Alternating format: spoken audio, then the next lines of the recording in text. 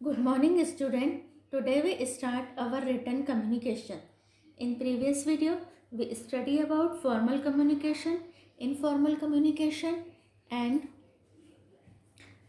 oral communication. Now we start our written communication. Written communication is writing includes written words, graphs, diagram, pictures, etc. may take the form of letter, circulars, notes, manual, etc. जो हमारा written communication है उसमें हमारा include होते हैं जो हमने कुछ वर्ड्स लिख करके कोई लेटर बनाया है, कोई ग्राफ्स है, कोई डायग्राम है, कोई पिक्चर्स है, कोई लेटर है, सर्कुलर से, नोट से, मैनुअल से, तो ये सारे हमारे रिटन कम्युनिकेशन में आते हैं. In the written form it may be required drafting of letters and circulars, proposals, memos and reports. Business reports of varying types are included like. जो हमारा रिटर्न फॉर्म होता है उसके लिए हमको क्या रिक्वायर्ड होते हैं, जो बिजनेस के लेटर्स होते हैं, सर्कुलर्स होते हैं, प्रपोजल्स, मेमोज, रिपोर्ट्स और वेरियस टाइप्स के हमारे होते हैं, जैसे memo, reports, office orders, circulars, graphs, chart, staff newsletters, email, fax, letter, notice, agenda, minutes of meetings. तो ये सारा हमारा रिटन कम्युनिकेशन होता है ना, जो भी लिख करके हो रहा है या जो ग्राफ, डायग्राम या पिक्चर्स के थ्रू हो रहा है. अब advantage of written communication. First, providing record.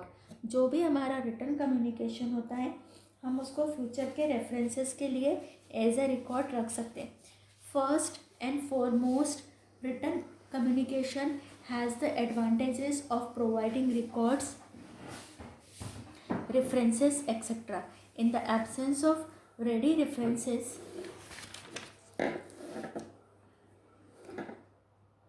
great confusion may be created and the working of the organization will virtually comes to a halt.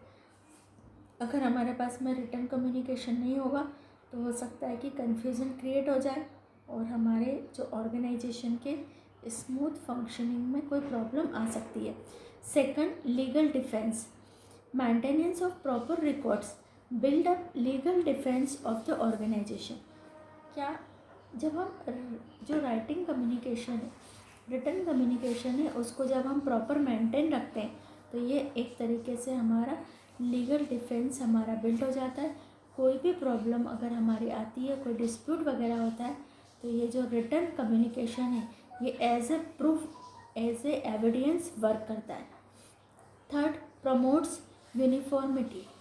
Written communication promotes uniformity in policies and procedure. जब हम कोई written में कोई policy या procedure अपने workers को, employees को, managers को प्रोवाइड करते हैं तो वो सबके पास एक जैसा जाता है.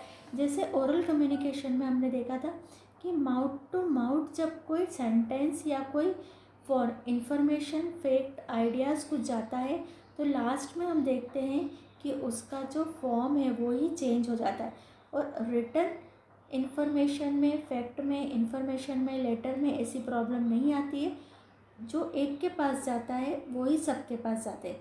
It is the only means of laying down clear guideline for the working of the organisation.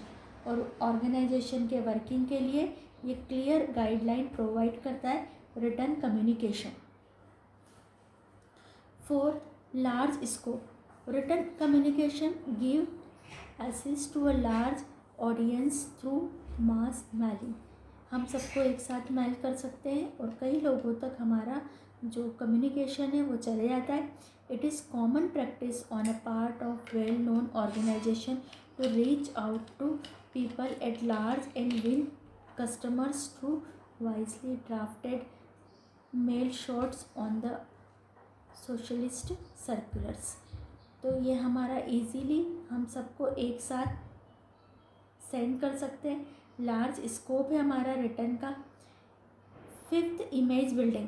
Good written communication build up the organisation image. जब हमारा रिटर्न कम्युनिकेशन अच्छा होता है कंपनी का तो ऑर्गेनाइजेशन की इमेज बिल्ड होती है through good written communication. 6, advantages of written communication is accurate. Written communication has the advantages of being accurate. जो हमारा रिटन कम्युनिकेशन होता है वो एक्यूरेट होता है।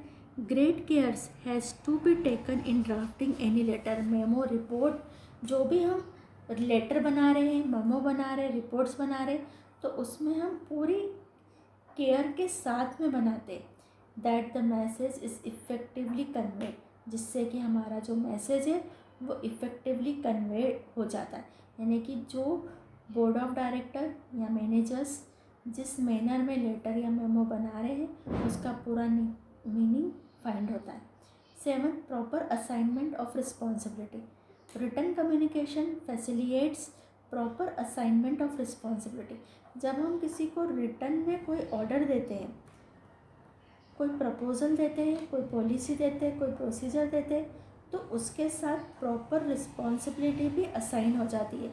One may sometime to go back on words spoken but not on the his words put on the paper. हो सकता है कि अगर हमने किसी से कोई ओरल कम्युनिकेशन करा है तो वो उसका कुछ और मीनिंग बता सकता है, पर जो रिटन वर्ड्स है वो जो पेपर पर लिखे हुए हैं उनके साथ में कभी भी ऐसी प्रॉब्लम नहीं आती। तो प्रॉपर रिस्पॉन्सिबिलिटी असाइन होती है through written communication. Any 4 advantages of written communication is write in your note copy. Then limitation of written communication. इतने एडवांटेजेस होने के बाद में भी रिटन कम्युनिकेशन की कुछ लिमिटेशंस होती है। First, paper burden. Written communication create mountains of papers cultured around the premises of the organisation. जब रिटन कम्युनिकेशन होता है तो ऑर्गेनाइजेशन में फाइलों का एक तरीके से माउंटेन क्रिएट हो जाता है। It is a common sight of office and the staff has taught time trying to handle it, और उनको हैंडल करना ही एक बड़ा काम होता है। Very often valuable paper get loss, और हो सकता है कि सारे पेपर को अरेंज करने में कुछ हमारे वैल्यूबल पेपर लॉस्ट भी हो सकते हैं। तो यहाँ से हमारा निकल के आता है कि जो हमारा फैक्ट, आइडियाज़, इंफॉर्मेशन जो नेसेसरली है, जैसे कि ऑर्डर है, प्रमोशन है, टर्मिनेशन है, तो ये वाले जो फैक्ट है, सर्कुलर्स है, इनको रिटर्न होना चाहिए, और जो लेस इम्पोर्टेंट वर्क होना चाहिए वो ओरली हमारा फिनिश हो जाना चाहिए। Poor expression. Written communication run the risk of becoming ineffective in the hand of people's otherwise good in their job but poor in expression। जो रिटन कम्युनिकेशन होता है उसकी प्रॉब्लम होती है कि वो अपना जॉब जो उसको बताना है वो तो पूरी तरीके से बता देता है, बट एक्सप्रेशन लेस होता है, वो एक्सप्रेशन नहीं बता पाता है। Third, problem of feedback.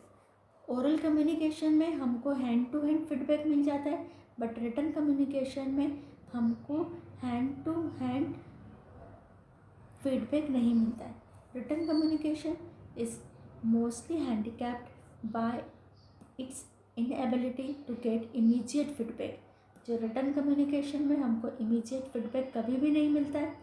Both encoding and transmission of the messages take time. जो भी उसकी इन कोडिंग होती है, जो हमको उस पर नंबर्स वगैरह डालना पड़ते हैं रजिस्टर में से, कोडिंग इनकोडिंग करना पड़ती है। ट्रांसमिशन यानी उसको प्रॉपर पर्सन तक पहुंचाने में टाइम लगता है, रिजल्टिंग इन डिले। और इसके कारण रिजल्ट क्या आता है कि जो भी हमने फैक्ट, आइडियाज़, इंफॉर्मेशन किसी को सेंड करी है वो उस तक जाने में, रिसीव होने में डिले होती है, और उसका फीडबैक आने में भी टाइम लगता है। It is therefore a time consuming process. तो रिटन कम्युनिकेशन हमारा एक टाइम कंज्यूमिंग प्रोसेस हो जाती है। Costly. Written communication is also a costly process. It costs a lot of terms of stationery and number of people involved in typing and sending out the letters। क्योंकि letters को अगर हमको बनाना है तो हमको लेटर टाइप करने वाला, उसको सेंड करने वाला, और उसके लिए स्टेशनरी भी हमको एक्सपेंसेस करना पड़ेगा। तो ये कॉस्टली होती है comparison to oral communication. Fifth, take more time. ये हमने अभी देख लिया है। By the same logic, it is costly in term of man hours, क्योंकि ओरल कम्युनिकेशन में टाइम कम लगता है, रिटन कम्युनिकेशन में टाइम ज़्यादा लगता है, तो जो वर्किंग मेन पावर है उसके आवर्स इसमें लॉस्ट हो जाते हैं। In taking decision, typing, entering in the diary, dispatching etcetera. तो ये जो एक लेटर निकलता है उसको पहले हमको बनाना पड़ता है, टाइप करना पड़ता है, डिक्टेशन करेगा पहले मैनेजर, एंटरिंग करेगा डायरी में, और फिर उसको डिस्पैचिंग। तो मोर टाइम लगता है हमको in the written communication. 6 problem in clarification. Written communication has another disadvantage that sometime the message is not clear to other parties. जो रिटन कम्युनिकेशन है, क्योंकि उसमें सामने वाला व्यक्ति हमारे सामने नहीं होता है, फेस टू फेस कम्युनिकेशन नहीं हो रहा है, तो हो सकता है कि उसको वो मैसेज जो लिखा हुआ है राइटिंग में वो उसको क्लियर नहीं हो। तो एनी 4 लिमिटेशन यहाँ पर लर्न करनी है। Then we start our downward communication. Downward and upward. Downward का मीनिंग जो ऊपर से नीचे आता है, जो सुपीरियर से सबऑर्डिनेट की तरफ कम्युनिकेशन आता है वो डाउनवर्ड कम्युनिकेशन होता है। अपवर्ड कम्युनिकेशन जो सबऑर्डिनेट से सुपीरियर तक जाता है वो अपवर्ड कम्युनिकेशन होता है। It take place between the superior and subordinate. The communication flows the line of authority from top management down to the bottom of the organization. ऐसा communication जो टॉप मैनेजमेंट से bottom तक आता है organisation के। It traditionally importance to convey management objectives, policies, plan, strategies and programmes to those below them. जो managers अपने programme, अपने प्लान्स, अपने प्रोसीजर अपने एम्प्लॉयज़ को समझाना चाहते हैं, जनरली उसका फ्लो टॉप टू बॉटम होता है। तो टॉप टू बॉटम वाले कम्युनिकेशन का फ्लो डाउनवर्ड कम्युनिकेशन होता है। Then 6th type of communication is upward communication. Upward communication is it flow from subordinates to their superiors in the hierarchy. जब हमारा communication का फ्लो सब ऑर्डिनेट से ऊपर की ओर जाता है, सुपीरियर की तरफ जाता है, तो वो हमारा अपवर्ड कम्युनिकेशन होता है। इट में consist of the information related to work performance of subordinate. जैसे कोई सुपरवाइज़र है, वो अपने सब ऑर्डिनेट का वर्क परफॉर्मेंस ऊपर के मैनेजर तक भेज रहा है, कोई सजेशन से, कोई प्रॉब्लम से, तो सजेशंस का, प्रॉब्लम्स का जो फ्लो होता है वो सब ऑर्डिनेट टू सुपीरियर होता है, bottom to top. Their suggestion, grievances. Sometimes upward communication also contain advice sought by employees regarding their personal problem. तो upward and downward communication. Next is horizontal communication. It employed the flow of communication among the person occupying position at the same level. जब हमारा same level पर communication होता है, ऐसे employees जिनकी position same होती है, जब उनमें आपस में कोई information, suggestion, fact, ideas, graph, pictures send होती है, that is the called horizontal communication. Exchange of information between the 2 department head or between the 2 or more manager of equal rank is horizontal communication. जब एक rank के manager के बीच में एक department से दूसरे डिपार्टमेंट के बीच कोई इन्फॉर्मेशन का एक्सचेंज होता है, तो that is the called horizontal communication. Such communication between the person of equal rank is necessary to solve the common problems and to coordinate different activities. ये जो कम्युनिकेशन होता है एट द सेम लेवल, ये होता है कोई common problem को solve करने के लिए और डिफरेंट एक्टिविटीज़ में कोऑर्डिनेट करने के लिए हॉरिजॉन्टल कम्युनिकेशन होता है। 8th, gestural communication. Communication through gestures is used to make verbal और रिटन कम्युनिकेशन मोर इफ़ेक्टिव। जो हमारे वर्बल और रिटन कम्युनिकेशन को इफ़ेक्टिव बनाता है, gestural communication. The importance of gestures may be waving hands, pouting of lips, movement of eyes, shaking hands, patting on back. These type of communication has immediate effect on the communicating. ये communicating पर immediately effect डालते gestural communication. We finished our all types of communication: formal communication, informal communication, oral communication, written communication, downward communication, upward communication, horizontal communication and gestural communication. इनमें से जो most important है, जहाँ पर आपका question आने के चांसेस होते हैं, formal communication and informal communication with characteristics, with demerits, आपको पूरी तरीके से लर्न करना है. Then our next topic is barrier of effective communication. Effective communication के barriers क्या क्या होते हैं? In spite of the development of high-speed electronic devices, communication are not successful in many ways. Failure is caused due to following barriers. कई सारे barriers हैं जिसके कारण हमारा first barrier of effective communication is problem of language. Communication will be ineffective if the communicatee is less educated and he does not know the language of the communication or the language told. जो भी हमारा communication है ये हमारा ineffective हो सकता है जबकि दोनों जो हमारे कम्युनिकेटी है वो लेस एजुकेटेड हो और दोनों को एक दूसरे की लैंग्वेज अगर अंडरस्टैंडेबल नहीं हो.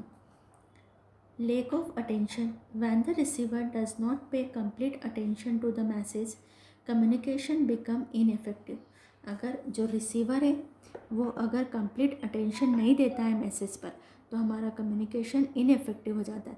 A person may be inattentive when the consider the message is, जो हमारा मैसेज का कंसिडर होता है सुपरफिशियल और अनइंटरेस्टिंग, एक्सट्रीम इमोशंस, डिप्रेशन, ये जो सारी अगर हमारी प्रॉब्लम्स आ जाती है तो लैक ऑफ अटेंशन, तो दैट इज़ द रिसीवर अगर हमारा कंप्लीट अटेंशन नहीं दे रहा है तो हमारा कम्युनिकेशन इनएफेक्टिव हो जाता है.